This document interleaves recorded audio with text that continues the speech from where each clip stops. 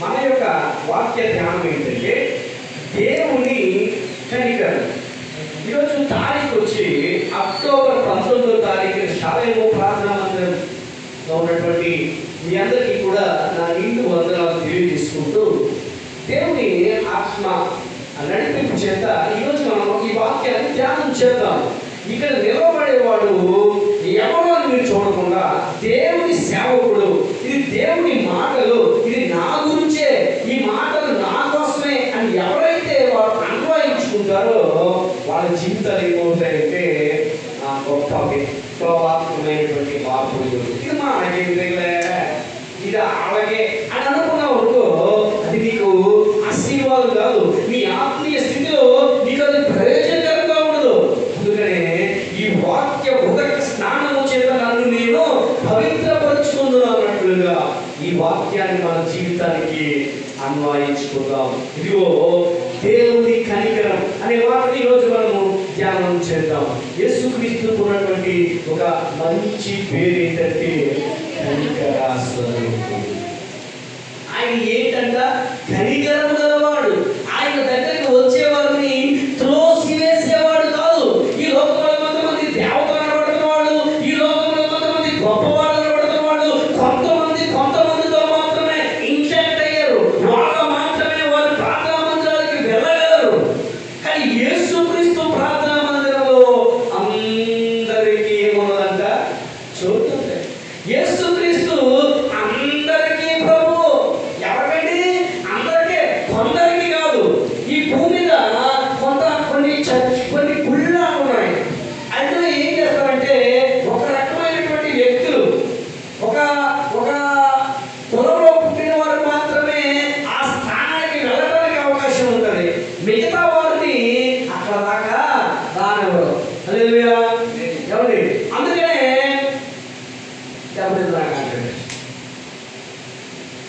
అందుకనే యేసుక్రీస్తు రక్తం ద్వారా కడగబడి నోటితో పాపాన్ని ఎవరైతే వాళ్ళు ఒప్పుకుంటారో, యేసుక్రీస్తు నా దేవుడు, ఆయన నాకు రక్షణ ఇచ్చాడు, ఆయన నా కోసం దెబ్బలు పొందాడు, ఆయన రక్తము చిందించబడడం ద్వారా నేను క్షమించబడ్డాను, పరిశుద్ధ ప్రార్థనా మందిరంలో నాకు అవకాశం దొరికింది, నేను కడగబడ్డవాడిని, నేను పరిశుద్ధుడు, యథార్థవంతుడిని, నీతిమంతుడిని అని ఎవరైతే ఆయన వాక్యాన్ని ఒప్పుకుంటారో వాళ్ళందరూ ఈ పరిశుద్ధ ప్రార్థనా మందిరంలో ఉండవచ్చు. హల్లెలూయా. దేవుని నామానికి మహిమ కలుగును గాక. అందుకనే ఒక ఉన్న వాళ్ళలో ఒకలాగా లేని వాళ్ళలో ఒకలాగా చూసే ప్రార్థనా మందిరం కాదండి. అందరూ ఒకటే ప్రార్థనా మందిరంలో. ఎవరైనా సరే కులాలను బట్టి, ప్రాంతాలను బట్టి, లేకపోతే స్పెషల్ దర్శనం, ఆ దర్శనం, ఇది ఏముందండి. అందరూ కూడా వచ్చి యేసుక్రీస్తుకి ప్రార్థన చేసుకోవచ్చు. అందరూ మీ పాపాలను ఒప్పుకోవచ్చు. అందరూ మీ యొక్క సన్నిధిలో మోకరించి ప్రార్థన చేయించి సన్నిధిలో. అందుకని నా మందిరము సమస్త జనులకు ప్రార్థనా మందిరం అనబడుతోంది. ప్రయాసపడి వారిని మోసుకున్న సమస్త జనులారా రండి నా యొద్దకు, నేను మీకు విశ్రాంతిని కలగజేస్తాను అంటున్నాడు. యేసుక్రీస్తు అందరికీ ప్రభు అండి, కొందరికి కాదు. కానీ ఈ లోకం ఏం చెప్తుందంటే ఈ క్రైస్తవ్యం బ్రిటిష్ ఉంది, ఇంగ్లీష్ ఉంది, అమెరికా ఉంది. దేవుడు ప్రాంతానికో ఒక ఏరియాకో మాత్రమే పరిమితం అవడం. దేవుడు అంటే అందరికీ దేవుడే. ఈ భూమి మీద ఉన్నటువంటి అన్ని ప్రాంతాలలో, అన్ని దేశాలలో కొలవబడుతున్నటువంటి దేవుడు ఎవరైనా ఉన్నారంటే అది ఒక యేసుక్రీస్తు మాత్రమే. 2000 భాషలలో ముద్రించబడి ఉన్నంత బైబిల్ ఈరోజు పొద్దున నేను ఏదో వాట్సాప్ లో చూశాను.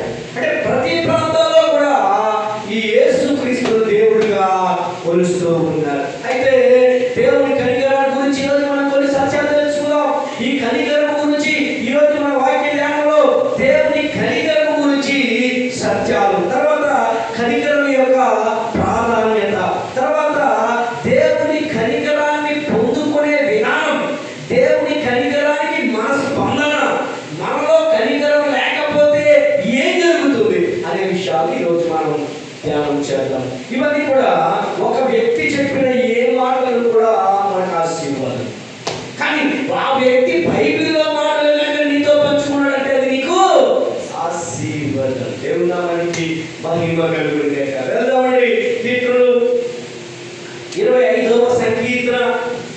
6వ వచనం, అది చదవకండి, నేను చెప్తాను.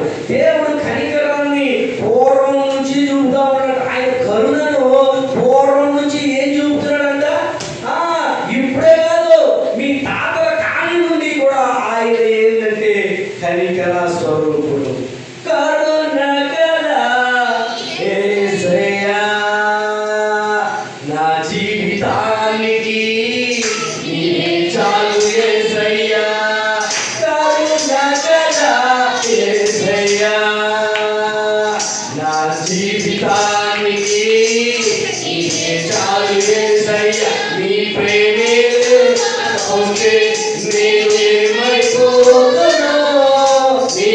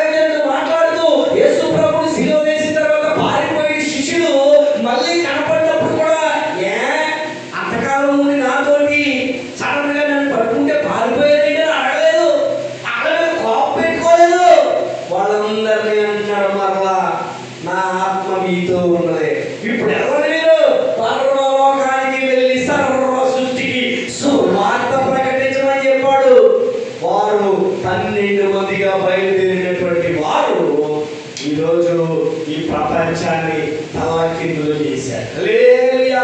ఒక ప్రాంతానికి మాత్రమే పరిమితమైనటువంటి ఆ 12 మంది ఇలా నలుదిశలా వ్యాప్తి చెందారు. యేసు ప్రేమను, యేసు త్యాగాన్ని, యేసు చేసినటువంటి జీవితాలను వారు ప్రచురణ చేసుకుంటూ ఈరోజు అనేకులు యేసు ప్రభువు రావడానికి వారు కారణమయ్యారు.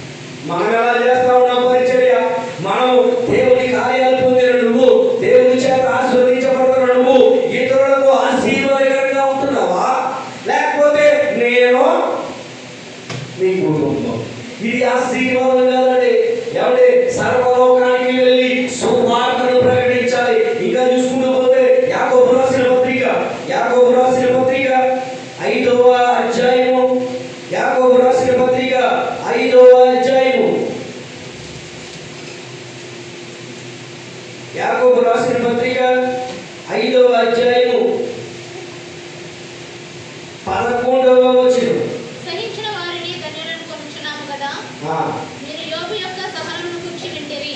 ఆయన ఎంతో జాలియు కనికరము గలవాడని మీరు తెలుసుకొని ఉన్నారు. ఏంటంట? ఆయన ఎంతో జాలియు కనికరము గలవాడని. ఆయన ఎంతో జాలియు కనికరము గలవాడు. జాలి కలిగిన హృదయము. యేసు ప్రభువుకు ఉన్నటువంటి లక్షణాలలో జాలి గలవాడు ఆయన. ఇదిగో వ్యభిచారంలో పట్టబడ్డ స్త్రీని అక్కడ కూర్చోబెట్టి వీరిద్దరు ఈమె వ్యభిచారంలో పట్టబడ్డది, ఈమెని ధర్మశాస్త్రమునందు రాయబడినట్టు రాళ్లతో కొట్టి చంపాలి. ఇదిగో వీళ్ళు కొట్టేద్దాం, నువ్వేం చెప్తావు అని యేసు మీద ఏం చేశారంటే ఆయన కూడా ఇందులోకి ఇరికిద్దామని చూశారు. వాళ్ళ ఆలోచన ఏంటంటే నువ్వేం చేస్తావు? ప్రతిసారి ఇదిగో పన్ను కట్టడం, నువ్వు పన్ను కట్టడా, నీ బోధకుడు పన్ను కట్టడా, ప్రతిసారి ఆయన్ని ఇరికిద్దామని చూడటమే. అయితే ఆయన్ని ఇరికిద్దామని చూసి ప్రతిసారి కూడా దేవుడు ఏం చేశాడంటే ఆయన ఆత్మ జ్ఞానము చేత, తండ్రి చిత్తము చేత చక్కగా వాళ్ళని బోధించాడు. ఎలా బోధించాడంటే అక్కడ కూర్చోబెట్టి చెప్తా ఉన్నాడు, మీలో మొదట పాపం చేయని వాడు ఆమె మీద కదా, నువ్వు పాపం చేసేసి నువ్వు యాసలు వేసేసి నేను నీతిమంతుని రాడెట్టుకుంటానంటే ఎలాగా? మీలో మొదటి పాపం చేయని వాడు ఆవిడతో చావనున్నాడు. ఎవరు లేరట. అంటే ఏంటి అర్థం? ఎవరు అక్కడ పాపం చేయలేడు లేడు. నిజమే, బైబిల్ గ్రంథం కూడా శ్రమిస్తా ఉంది, నీతిమంతుడు లేడు, ఒక్కడును లేడు.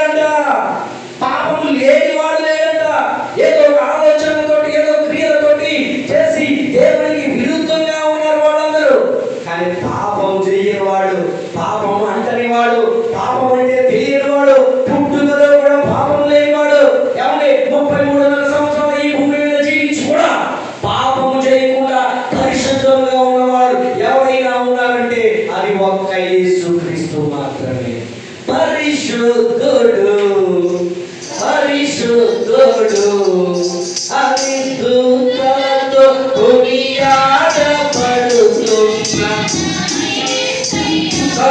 ఆయన ఎవరంటే పరిశుద్ధుడు. యేసుక్రీస్తు ఉన్నటువంటి మరొక పేరు ఏంటంటే ఆయన పరిశుద్ధుడు. ఈ కనికర స్వరూపుడులో మరలా ఎవరు కనపడతా ఉన్నాడంటే ఎవరు కనపడతా ఉన్నాడు? పరిశుద్ధుడుగా కనపడతా ఉన్నాడు. ఇదిగో చూసుకుంటూ పోతే హెబ్రీయులకు రాసినటువంటి పత్రిక 2వ అధ్యాయము 17వ వచనం. హెబ్రీయులకు రాసినటువంటి పత్రిక 2వ అధ్యాయము 17వ వచనం.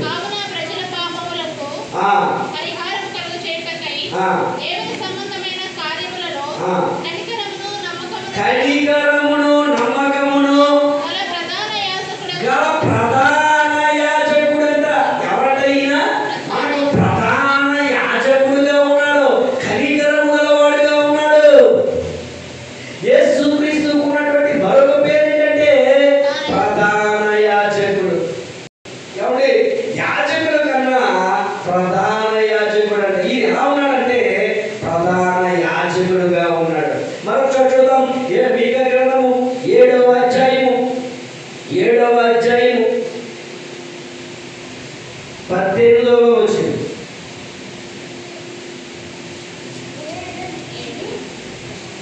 తన స్వాస్థ్యంలో శేషించిన వారి దోషమును పరిహరించి వారు చేసిన అతిక్రమముల విషయమై వారిని క్షమించు దేవుడమైన నీతో ఉత్తముడైన దేవుడున్నాడా?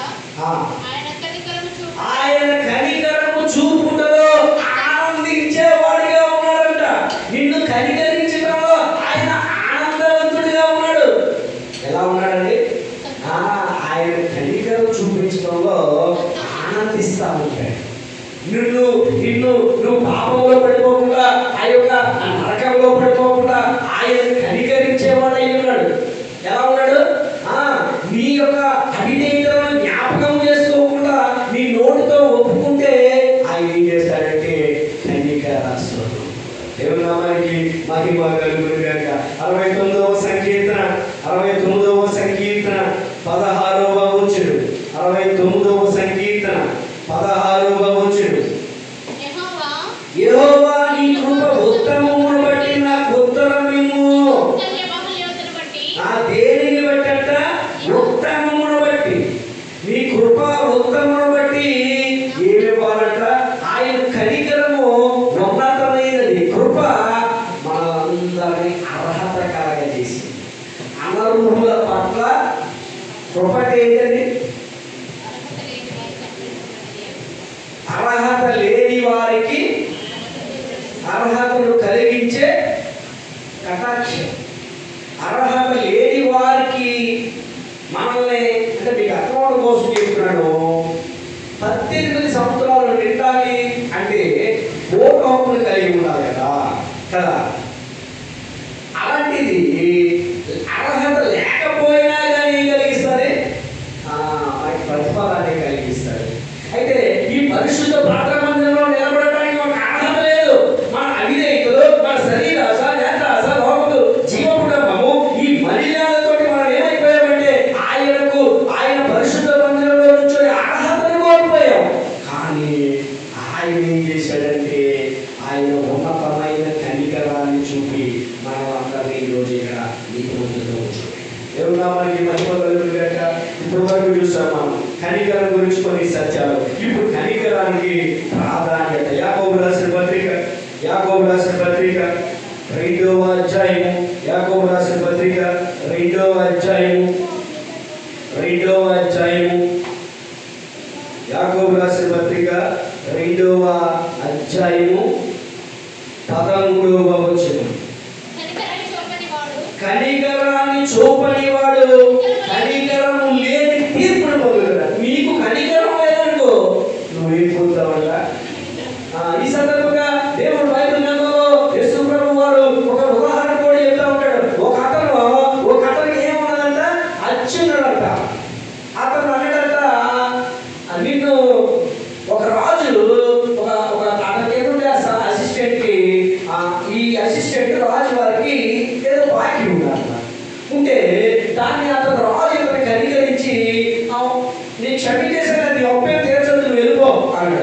ఇతనికి వెళ్ళిన తర్వాత ఇతనికి ఎదురవుతున్నాడు. అప్పుడు అతను వెళ్ళేవాడికి ఇంకొక అతను ఎదురొస్తున్నాడంట. అతనికి ఇతను వాక్యం ఉన్నాడంట.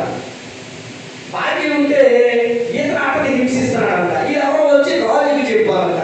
అప్పుడు అన్నాడంట, నేను నిన్ను కనికరించాను కదా, నువ్వు కూడా నీ తోడి కావాల్సిన పట్ల కనికరం ఉండాలి కదా, కాబట్టి నువ్వు కూడా మొత్తం దొరుకుతాడంట. హల్లెలూయా. అందుకని నువ్వు ఎలా ఉంటావో నీకు అలాగే తెలుసు. అది మత్తయి సువార్తలో ఉండాలని, మనుషులు మీకు ఏం చేయాలని మీరు కోరుకుంటున్నారో మొదట మీరు చేయాలి. మీరు మంచి చేయండి, మీరు ఇతరులకు నవ్వండి, మీకు నవ్వు వస్తుంది. మీరు ఇతరులను దీవించండి, మీకు దీవెనలు వస్తాయి.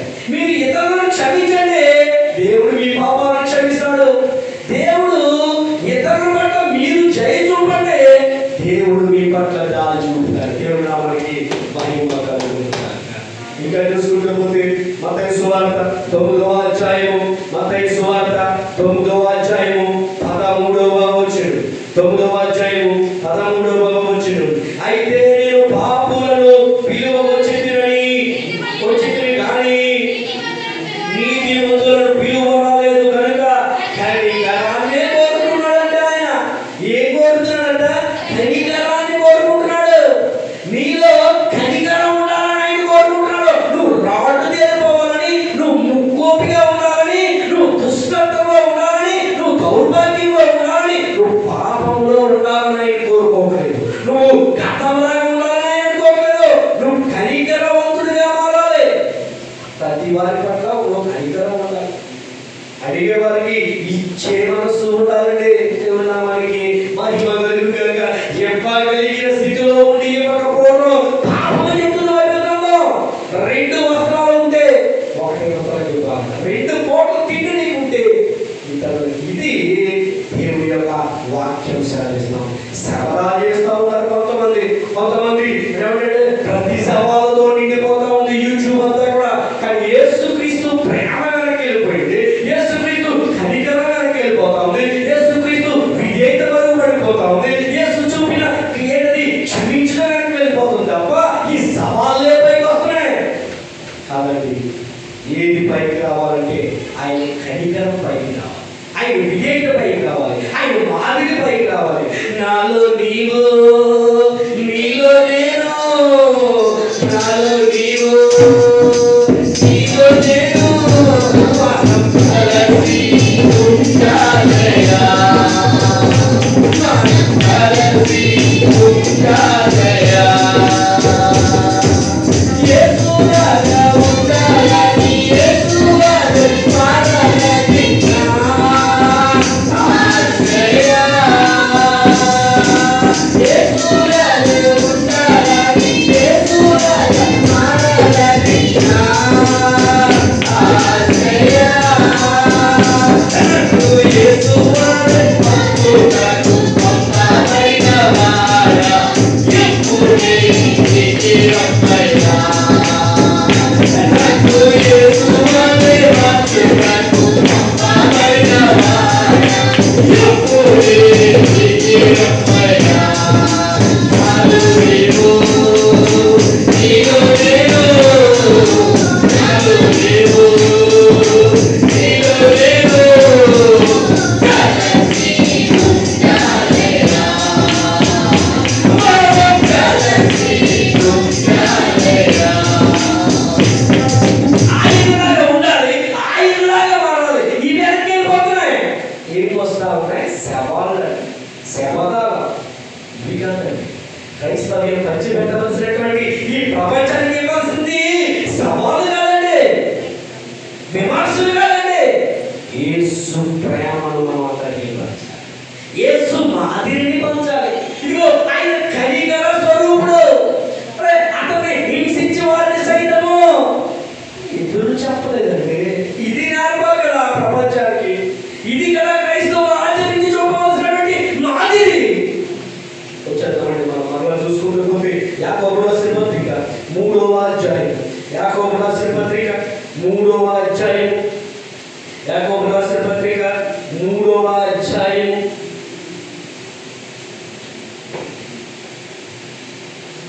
3వ అధ్యాయం 17వ వచనం, 3వ అధ్యాయము 17వ వచనం చదవండి. అయితే పైనుండి వచ్చి జ్ఞానము మొట్టమొదట పవిత్రమైనది, తరువాత సమాధానకరమైన, మృదువైనది, సులభంగా లోబడినది, కనికరముతోను. ఏతోనంట? కనికరముతో. సులభంగా లోబడతారు. కనికరం. దేవుని నామానికి మహిమ కలుగును గాక. ఏమండి? పవిత్రమైనది, తరువాత సమాధానకరమైనది, మృదువైనది, సులభముగా లోబడినది, కనికరముతోను, మంచి ఫలములతోను నిండుకున్నది, పక్షపాతమైనది, యాషధరమైనది లేనిది అయినది. కనికరంగా ఉన్నావనుకో, నువ్వు జాలిగా ఉన్నావనుకో, నువ్వు దయగా ఉన్నావనుకో, ఏమవుతుందంటే అందరూ నీకు ఇష్టపడతారు. నిజమండి? విపరీతంగా ఉన్నావంటే వీడి పెద్ద విపరీతంగా, వీడి పెద్ద తాపోటుగాడు, వీడితో పెట్టుకుంటే అవి బాబోయ్ కాలిగైతే గోరికి, కాలిగైతే చెవి చేస్తా ఉంటాడు వీడు. ఈ పిల్ల అసలు మాట ఎందుకు చెప్పదు, చాలా దీనత్వం. ఇది నీకు ఉండవలసినటువంటి సాక్ష్యం. దేవుని నామానికి మహిమ కలుగును గాక. ఇంకా చూసుకుంటూ పోతే దేవుని జ్ఞానం కనికరముతో నిండుదలంట. నువ్వు కనుక కనికరముతో ఉన్నావనుకో, దేవుని జ్ఞానంతో పొందుకున్నట్లు. అంతేగాని ఎదురుగా ప్రేమగా ఉన్నావంటే ఈ సాధారణ మనసు. ఇంకా చూద్దాం. కొరింథీయులకు రాసిన పత్రిక 1వ అధ్యాయము, కొరింథీయులకు రాసిన పత్రిక 1వ అధ్యాయము 7వ వచనం. 1వ కొరింథీయులకు రాసిన పత్రిక 7వ అధ్యాయము 25వ వచనం చూద్దాం.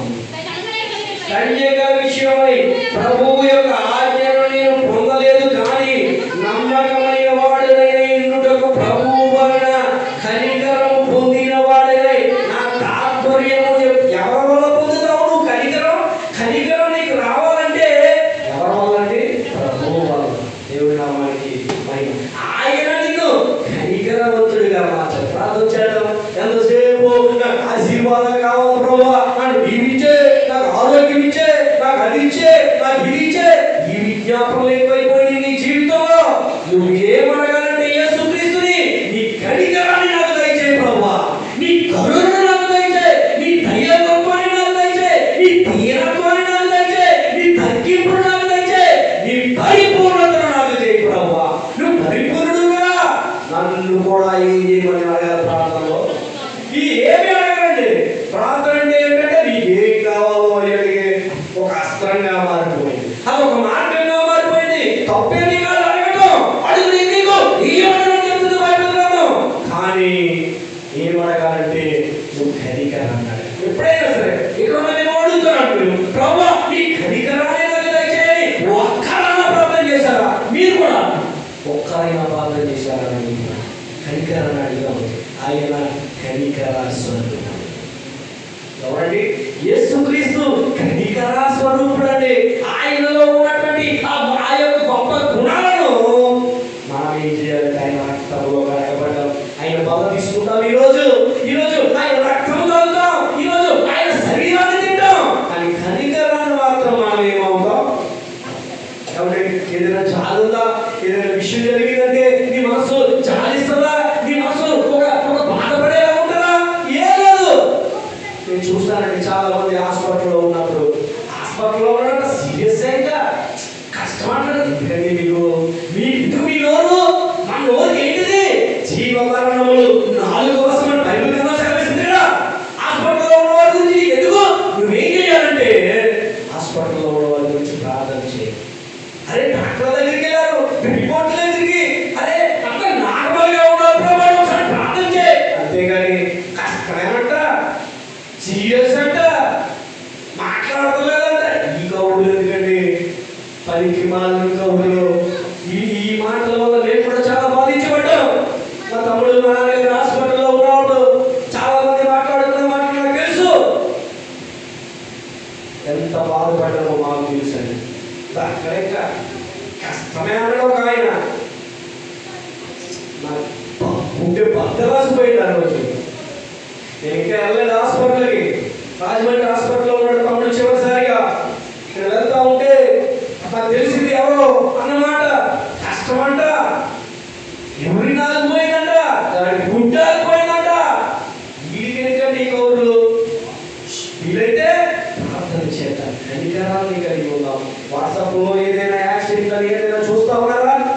ప్రార్థన చేయండి. ఎప్పుడైనా మీకు ఏదో ఒక అంబులెన్స్ వచ్చిందా? ఎందుకు దాన్ని చూసి మనకు భయం ఎందుకు? ఎవరైతే ఉన్నారో వాళ్ళకి మీరు జరిగించి వాళ్ళని స్వస్థపరిచి అంబులెన్స్ లో ఉన్న వాళ్ళని హాస్పిటల్ ముందు నడిచేస్తున్నారా మీరు? ప్రభు ఈ హాస్పిటల్లో ఉన్నవాడు విడుదల పొందాలి ప్రభు అని ప్రార్థన చేయి. ఏదైనా యాక్సిడెంట్ జరిగిందా? చూడటం నీకు భయం అయితే, రక్తం నీకు భయం అయితే, యాక్సిడెంట్ జరిగిన సన్నివేశంలో నువ్వు వెళ్ళాలనుకోకపోతే ఆ దూరం నుంచి ప్రభు యాక్సిడెంట్ లో ఎవరికి ప్రాణాపాయ పరిస్థితి లేకుండా కాపాడు ప్రభు. ఒక పాప కూడా నసిగిపోవడం నీ చిత్తం కాదంట. వారిని రక్షించు.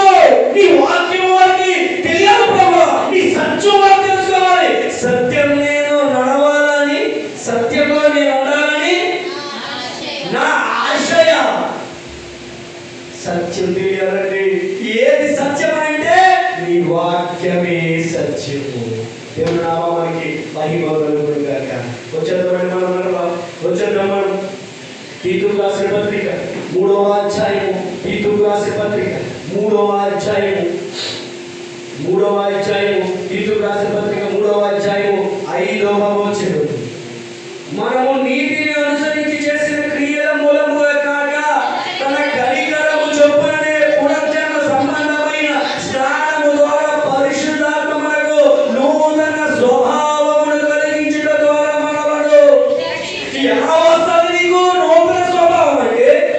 నీకు కొత్త మనసు ఎలా వస్తుందంటే నువ్వు పరిశుద్ధ ప్రార్థన మందిరంలో యేసువలే నువ్వు ఎలా మారుతావంటే ఆయన చూపిన కనికరము ద్వారా. దేవుడి నామానికి మహిమ కలుగును గాక. నిజమే. చాలా మంది ఎవరి ఈ పలానా కులంలో పుడితే ఈ ప్రార్థన మందిరంలో రాకూడదని గెంటి వేయబడ్డ జనులు ఉన్నారు ఈ భారతదేశంలో. నువ్వు రావద్దు, నువ్వు వస్తే నేను మైలుపడిపోతామని గెంటి వేయబడ్డ జనంలో నుంచే ఈరోజు గొప్ప సేవకులు లేచారండి. దీనులను పెంట కుప్పల మీద నుండి లేవనెత్తాడండి. నువ్వు ముట్టుకుంటే మేము మైలుపడిపోతామని అన్నవాళ్ళే చేతులేసి ప్రార్థన చేసేలాగా దేవుడు వారిని ఆశీర్వదించాడు. ఈ రోజు నేను చదివినటువంటి నా బైబిల్లో కూడా, నా తెరచిన బైబిల్లో కూడా పేతురు నడిచి వెళ్తూ ఉంటే ఆయన నీడ పడాలని రోగులను తీసుకొచ్చి నిల్చోబెట్టారంట. ఎంత గొప్పదండి. చేపలు పట్టే పేతురు కొంపాసలండి. చేపలు పట్టేవాడు దగ్గర, ఆ పేతురు దగ్గర ఆ నీడ పడాలి మా వేళ మేము స్వతంత్ర కలగాలని తీసుకొచ్చి మంచాల మీద పొరపడి పెట్టారంట. ఎలా వచ్చిందండి?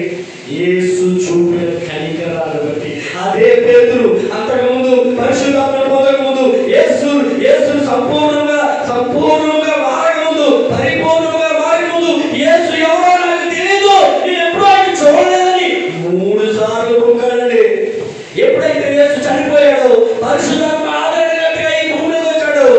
పేతురు అంటా ఉన్నాడు, ప్రకటిస్తానంటాడు. ఇదిగో ఈరోజు నేను చదివిన కూడా ఉంటుంది. ఎక్కడ కూడా యేసు నామము వినపడకూడదని ఆజ్ఞ అయిందంట. అక్కడ ఆయన అంటున్నాడు, నాకు ఏం పని లేదు, మేము మాత్రం యేసు నామాన్ని ప్రకటిస్తానని చెప్తాం.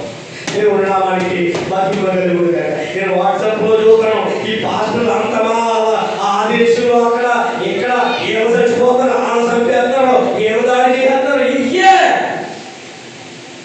దాని గురించి ఒక్కసారి ప్రార్థన చేసావా? దేవుని రాజ్య సువార్త వ్యాప్తి జరగలేదు. నిజమే. దేవుని ఎక్కడ పడితే అక్కడ దేవుని మీటింగ్లు పెట్టుకోవడానికి స్వేచ్ఛ లేదు. నిజమే. దాని గురించి నువ్వు ఏం చేసావు? వాట్సాప్ లో షేర్ చేస్తే సరిపోతుంది నీ జీవితానికి. నీ చర్య ఏం చేస్తావు అని అడుగుతున్నాను నేను. నిజంగా నేను చెప్తున్నాను. తనకు బాయ్స్ గ్రౌండ్ లో క్రిస్మస్ జరిగి ఈరోజు జరగడానికి లేదు. తెలుసా మీకు ఎందుకు వచ్చింది? ఏమన్నా అన్నారంటే ఎవరో చేశారంటారు. నేను చెప్తే అదే బాయ్స్ గ్రౌండ్ లో క్రిస్మస్ చేయకూడదని మాకు పర్మిషన్ రాకపోతే నా తమ్ముడు భరత్ కుమార్ సెల్ ఫోన్ టవర్కి ధర్నా చేసిన వీడియో అప్పుడే ఉంది బాయ్స్ గ్రౌండ్ లో మీటింగ్లు జరగకూడదని. తెలియదు ఈ విషయం మీకు? వీడియో లేదా? అప్పుడున్న పరిస్థితులను బట్టి భయపడి ఆ వీడియోని ఎవరికి కనపడకూడదు.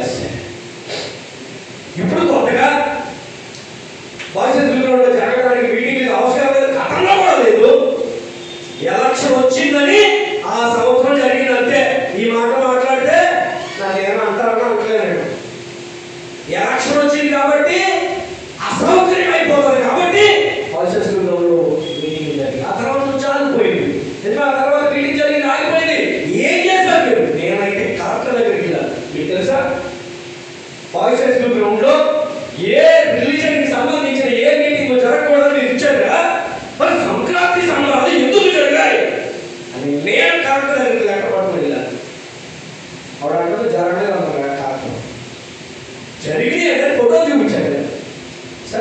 మాట్లాడుతున్నాం.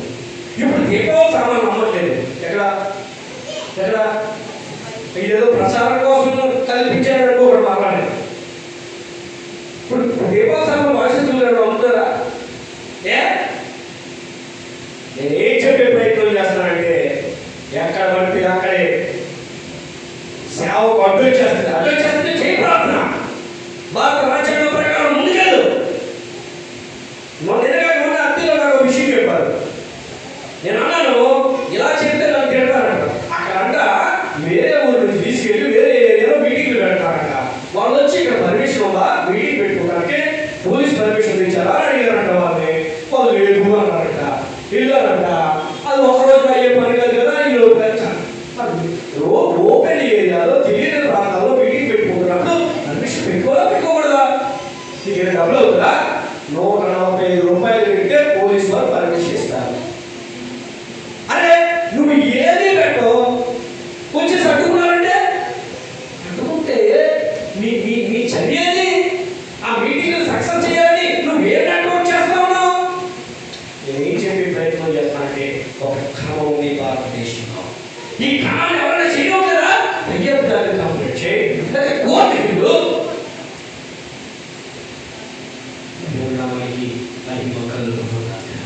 వచ్చేదాన్ని నేను కూడా ప్రతి చోట పెద్ద పెద్ద మీటింగ్లో కూడా నేను చెప్పాలనుకున్న ఆశ ఏంటంటే ఎక్కడ సువార్తని అడ్డుకున్నా మొదటగా నేను ఏం చెప్పాలి ప్రయత్నం చేస్తానంటే ఈ కెమెరా సాక్షిగా చెప్పాలి. కేసు పెట్టాలి. ఫస్ట్ పెట్టాలి కేసు. ఈ భారత రాజ్యాంగం కల్పించిన ప్రకారం కేసు పెట్టి క్రీస్తు ప్రేమ బట్టి వాళ్ళు క్షమించేయాలి. నేను కనుక అంబేద్కర్ రాజ్యాంగాన్ని కనుక ప్రకారంగా నీ మీద కేసు పెడుతున్నాడు, ఇది నీకు సీరియస్. అది యేసు చూపిన కనికరాన్ని బట్టి నేను విడిచిపెడతాను. అంటే అంటే భారత రాజ్యాంగం పరిగణిస్తుంది, క్రీస్తు కనికరం అంతకన్నా గొప్పగా ఇస్తుంది. దేవుడు నామానికి పొద్దున్న కేసు వస్తుంది. ఎందుకంటే వచ్చేయడం కాదు, సువార్తకు ఆటంకం కలిగిస్తే కేసు పెట్టాలి. పెట్టిన తర్వాత వాళ్ళని పిలిచి కౌన్సిలింగ్ ఇప్పించి అధికారులతో క్రీస్తు కనికరాన్ని బట్టి క్షమించాలి. దేవుడు నామానికి మహిమ కలుగుతాయి. వచ్చేద్దాం ఎక్కడ తీర్పు రాసిన పత్రిక 3వ అధ్యాయము 5వ వచనంలో ఇప్పుడు మనము ఈ కనికరాన్ని పొందడానికి కొన్ని బైబిల్ గ్రంథంలో చెప్పండి. అయ్యేంటంటే మత్తయి సువార్త 5వ అధ్యాయము, మత్తయి సువార్త 5వ అధ్యాయము, మత్తయి సువార్త 5వ అధ్యాయము 7వ వచనం. కనికరం గల వారు ధన్యులు, వారి కనికరాన్ని ఏం చేస్తారంట? ఎవడే మీరు కనికరంగా ఉన్నారంటే మీకు కనికరం అవుతుంది. మీరు మంచి చేశారంటే మీకు మంచి అవుతుంది. మీరు అట్టంటే మీకు అట్టు అవుతుంది. మీరు పగద్దనుకో పగే అవుతుంది. కత్తి పట్టిన వాడు కత్తితోటే పోయాడు. అందుకనే కనికరాన్ని విడుదల లేకుండా ప్రతి చోట నిలవబడిన చోట నువ్వు ఎక్కడికి వెళ్తున్నా సరే అందరినీ కనికరంగా ఉండు. అందరి పట్ల అన్ని విషయాల పట్ల నీ కనికరాన్ని చూపించు. కనికరించు వారు ధన్యులు, వారు కనికరాన్ని ఒకటి కనికరం కావాలంటే మనం ఏం చేయాలి? మనం కూడా కనికరించాలి. 5వ 51వ సంకీర్తన, 51వ సంకీర్తన, 51వ సంకీర్తన చదివే. దేవా నీ కృప చొప్పున నన్ను కనికరింపు, నీ వాత్సల్యత బాహుల్యము చొప్పున నా అతిక్రమములను. ఆయన కృపను పొందుకుంటే కనికరం వస్తుంది. దేవుడి నామానికి మహిమ కలుగుతుంది. ఆయన కృప వస్తుంది. వినాలి కదా. కనికరం కావాలంటే ఏంటి అనే లైన్లో మనం వెళ్తా ఉన్నాం. కనికరాన్ని పొందే విధానాన్ని మనం చూస్తా ఉన్నాం. మొదటిది కనికరం నీకు కావాలంటే నువ్వు కనికరించాలన్నది. రెండు ఏంటంట? కరుణ. దేవా నీ కృప చొప్పున నన్ను కనికరించు. కృప ఉంటే కనికరం వస్తుంది. కృప ఎలా ఉండాలంటే నువ్వు దీనులుగా ఉంటే నీ కృప వస్తుంది.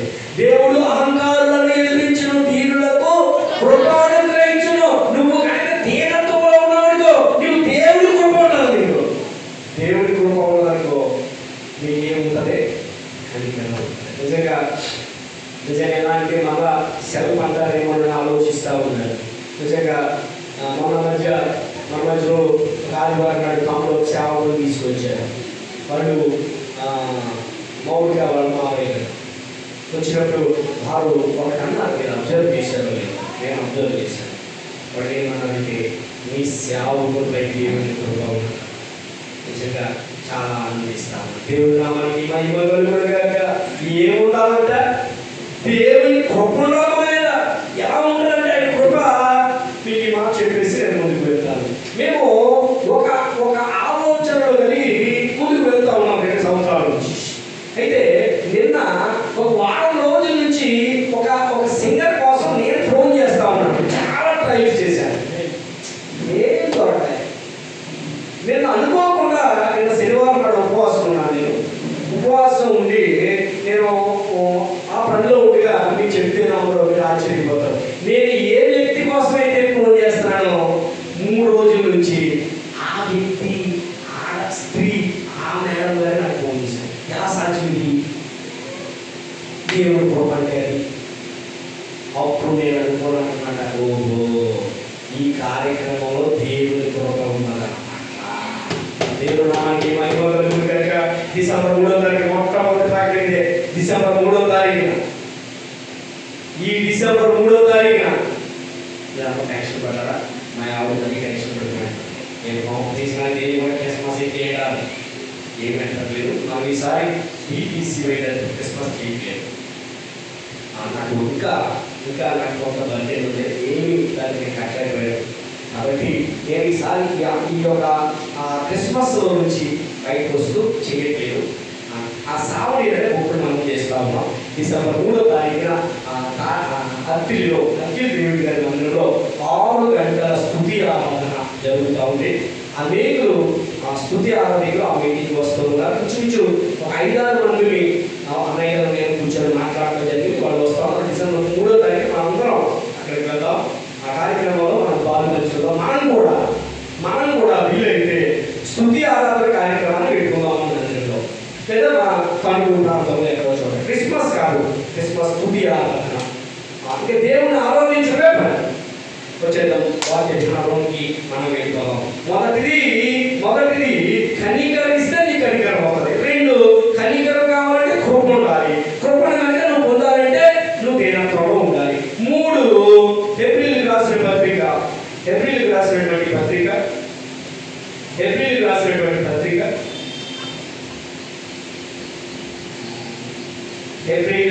పత్రిక 4వ అధ్యాయము 16వ వచనం. 4వ అధ్యాయం 16వ వచనం. కనుక మనము కనికరింపబడి సమయోచితమైన సహాయము కొరకు కృప పొందినట్లు ఏం చేయాలట? కృపాసనం యొద్దకు వెళ్ళాలంట. నువ్వు కనికరాన్ని పొందాలంటే ఏం చేయాలి? కృపాసనం దగ్గరికి రావాలి. కృపాసనం అంటే ఏంటి? దేవుడి మందిరమే కృపాసనం. కృప కలిగినటువంటి ఆసనం ఇది. ఈ ప్రార్థనా మందిరంలోకి వస్తే నీకు కనికరం దొరుకుతుంది. మరొకటి చూద్దాం. సామెతలు 28వ అధ్యాయము. సామెతల గ్రంథము 28వ అధ్యాయము 13వ వచనాన్ని మనం చూద్దాం.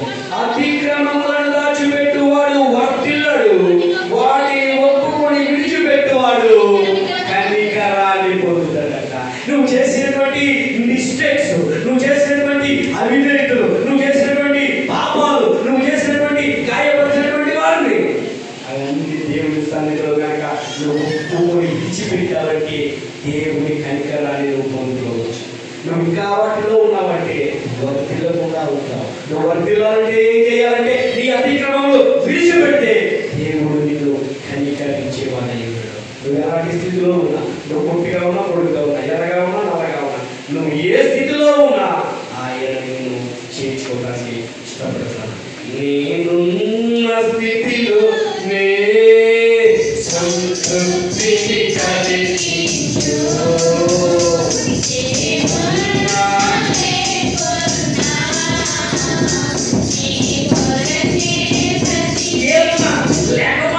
లేకపోతే డబ్బులున్నా, డబ్బు లేకపోయినా, ఆరోగ్యం ఉన్నా, ఆరోగ్యం లేకపోయినా, అన్నం ఉన్నా, అన్నం లేకపోయినా, ఐశ్వర్యం ఉన్నా, ఐశ్వర్యం లేకపోయినా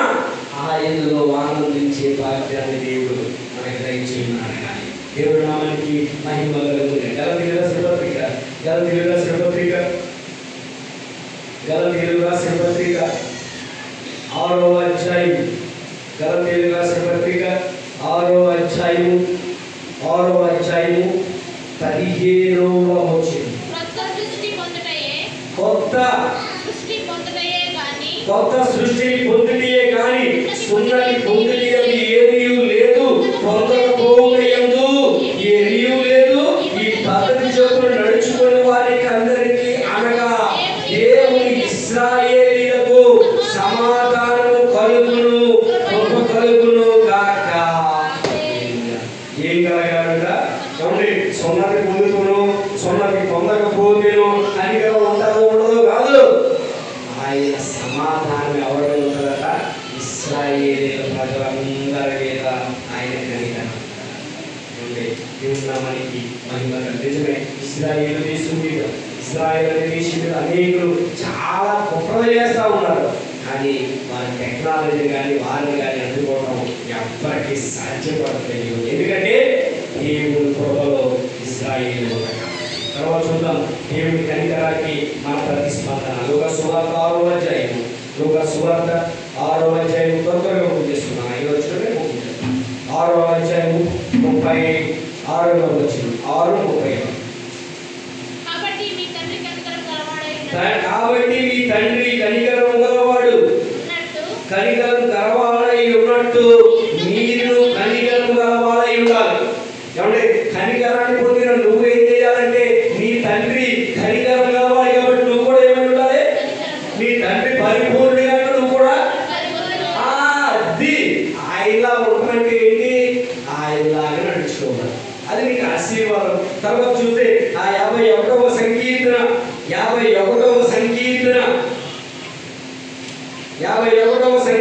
1 చూసాం. ప్రభు చొప్పున కనికరం వస్తుందని. తర్వాత యూదా 21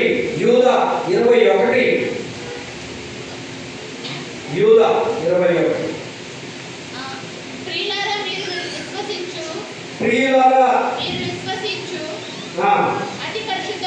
అతి పరిశుద్ధమైన దాని మీద మిమ్మల్ని మీరు కట్టుకొనుచు పరిశుద్ధాత్మలో ప్రార్థన చేయొచ్చు. నిత్య జీవార్థమైన మన ప్రభువు యేసు క్రీస్తు కనికరం కొరకు. దేనికోసం కనికరం? మనం కనికరం కోసం. దేవుడు కనికరాన్ని నా మీద ఎప్పుడు పొందుతాను నేను? ఆయన నా మీద ఎప్పుడు ఆయన కనికరాన్ని ప్రసాదిస్తాడు. నువ్వేం చేయాలని? ఆయన సన్నిధిలో నువ్వు ఎదురు చూస్తూ ఉన్నా. సినిమా థియేటర్లో ఉండి యేసు ప్రభు కనికరాన్ని కోరుకుంటే ఎలాగా? ఈ లోకంలో ఉండి ఆయన కనికరాన్ని అంటే ఎలా ఇస్తారు? మీకు అర్థమవడం కోసం చెప్తున్నాడు. ఆ పార్టీలో ఉండి ఈ పార్టీలో ఉన్నటువంటి పరమ కోరుకుంటే ఇస్తాడా? చూడగా నువ్వు ఏ పార్టీలో ఉన్నావో ఆ పార్టీలోనే పరమ కోరుకోవాలి. అంతే కదా? నువ్వు కబడ్డీ జట్టులో ఈ జట్టులో ఉండి ఆ జట్టులో ప్రయత్నం చేయకూడదంటే అలాగా. నువ్వు పరిశుద్ధ ప్రార్థన పరుడుగా ఉండి నువ్వేం చేయాలంటే, నీ తండ్రి పరిశుద్ధుడు కనుక నువ్వు కూడా, నీ తండ్రి కనికర స్వరూపుడు కాబట్టి నువ్వు కూడా కనికర స్వరూపుడుగా ఉండాలి. నీ తండ్రి పరిపూర్ణుడు కనుక నువ్వు కూడా మనం చూసాం. యూదా రాసిన పత్రిక 21 చూసాం. రోమిలికి రాసినటువంటి పత్రిక 12వ అధ్యాయం 1వ వచనం. కాబట్టి సహోదరులారా, పరిశుద్ధమును దేవునికి అనుకూలమైన సజీవ యాగముగా ఈ శరీరములను ఆయనకు సమర్పించుకొనుడి. దేవుని వాత్సల్యమును బట్టి మిమ్మల్ని బతిమాలుకొనుచున్నాడు. ఏం చేయాలంట? కనికరించిన నువ్వు, కనికరాన్ని పొందుకున్న నువ్వు ఏం చేయాలంటే, నీ శరీరాన్ని ఆయనకి సమర్పించాలి. పచ్చబొట్టు వేసుకుంటారు కాదు, చిరంజీవికి చేయబడతారు కాదు నీ జీవితం. లేకపోతే మీ అందరికి బాగా అలవాటు కదా, చెయ్యి అంటే అమ్మంటే వచ్చేది అందరికీ కదా. పేటలో ఎక్కువ మందికి చెయ్యి అంటే ఏమొచ్చేదంటే అది వచ్చేది.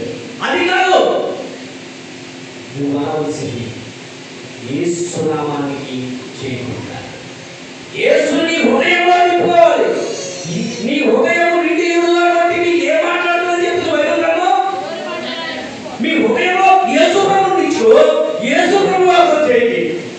నువ్వు హృదయంలో ఎవరు నించుకున్నావో వాళ్ళలాగే ఉంటావు. నేను చాలా మంది చూస్తా ఉంటాను.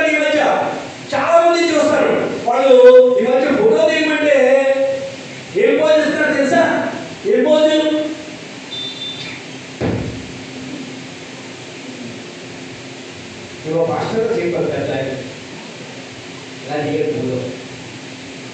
ఏంటంటే ఏంటంటే ఇది ఎట్టే కాదు. నేను అన్నాను ఇది మాదిరి కాదు, ఇలా ఎట్లే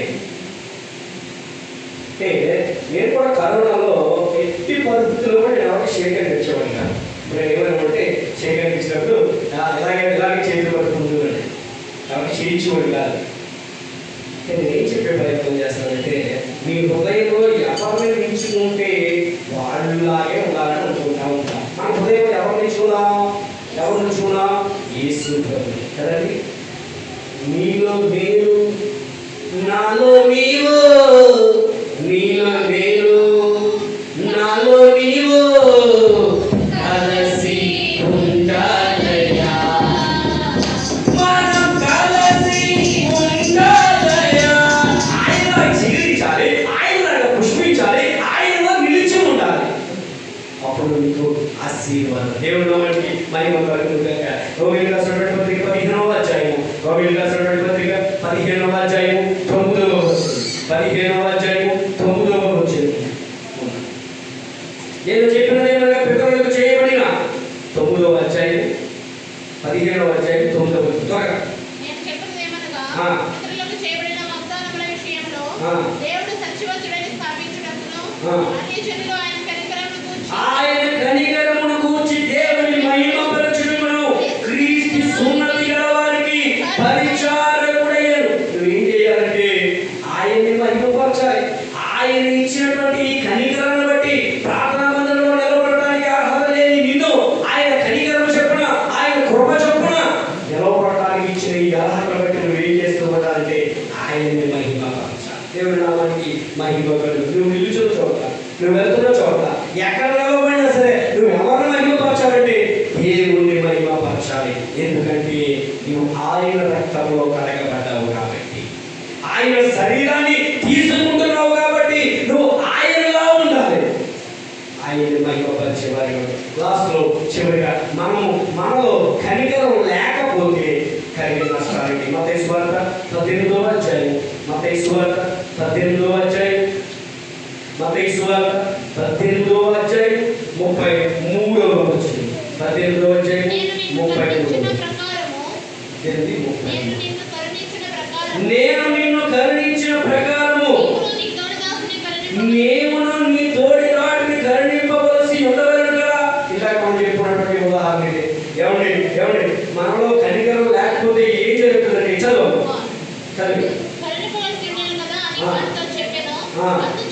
అందుచేత వారి యజమానుడు కోపపడి తనకు అక్షీయులను చెల్లించే వరకు బాధపరచువానిగా అభ్యపడట. నీ కనుక కనికరం లేకపోతే నువ్వు ఏమవుతావు అంటే బాధపరిచేవారిగా అభ్యర్థులు, నువ్వు బాధించబడతావు. అందుకనే కనికరాన్ని పొందాలి. యేసు కనికరాన్ని మనం పొందాలి. రెండో చూద్దాం. యాకోబు రాసిన పత్రిక 2వ అధ్యాయం, యాకోబు రాసిన పత్రిక 2వ అధ్యాయం, యాకోబు రాసిన పత్రిక 2వ అధ్యాయం 13వ వచనం. కనికరం చూపని వాడు కనికరం లేని తీర్పును పొందుతాడట. ఏదైనా విషయాల్లో ఎక్కడ మనం రోడ్డు మీద వెళ్ళినప్పుడు ఏదైనా మనం కూడా ఇతరులుగా కఠినంగా ఉన్నామనుకో, ఇదేనా అసలు మనం తిరిగివాడు కాదు, ఇది ఎలాగైనా అంటారా? అదే కనికరం లేని తీర్పు పొందడం అంటే. అదే నువ్వు కనికరంగా ఉన్నావనుకో, నువ్వు దీనుడిగా ఉన్నావనుకో, నువ్వు ఎదురు చెప్పకుండా కామ్గా ఉండేవాడు అనుకో, పిల్ల మాట్లాడదాస్తాడు ఆ కుర్రోడు, నువ్వు తేడా పాప ఆగా ఎప్పుడు వచ్చిందో ఎలా ఇరుకున్నాడో ఈ గొడవలో ఇంట్లో బయట ఎట్లా పాపం ఇరుకుపోయాడు అని ఊరోళ్ళందరూ జాలిపడతారు. అందుకనే కనికరాన్ని పొందావనుకో నీకేమవుతుందంటే నువ్వు కనికరించబడతావు. కనికరం లేకుండా ఉన్నావనుకో కనికరం లేని తీర్పు పొందుతావు.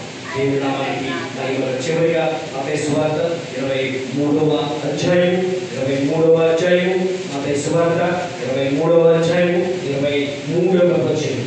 అయ్యో దశలారా శాస్త్రులారా పరిచయులారా, మీరు పుణ్యాలను సోపులను జీలకర్రలను 10వ వంతు చెల్లించే ధర్మశాస్త్రంలో ప్రధానమైన విషయంలో అనగా న్యాయమును, కనికరమును, విశ్వాసమును విడిచిపెట్టిరి.